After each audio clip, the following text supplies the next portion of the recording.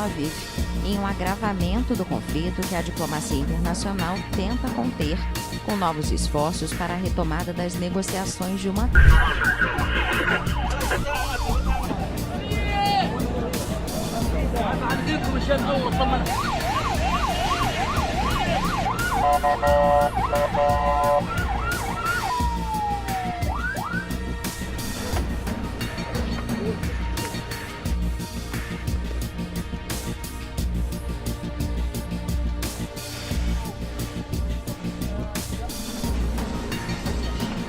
Neste domingo, vários foguetes contra a cidade israelense de Tel Aviv, em um agravamento do conflito que a diplomacia internacional tenta conter, com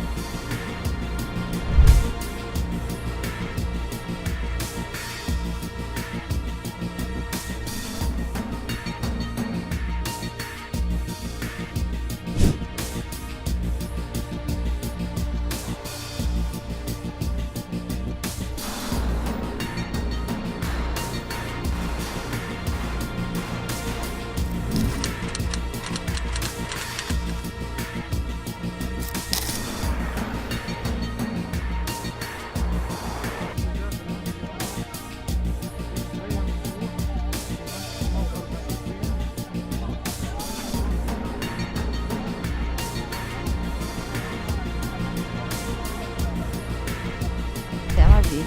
em um agravamento do conflito que a diplomacia internacional tenta conter, com novos esforços para a retomada das negociações de uma trégua.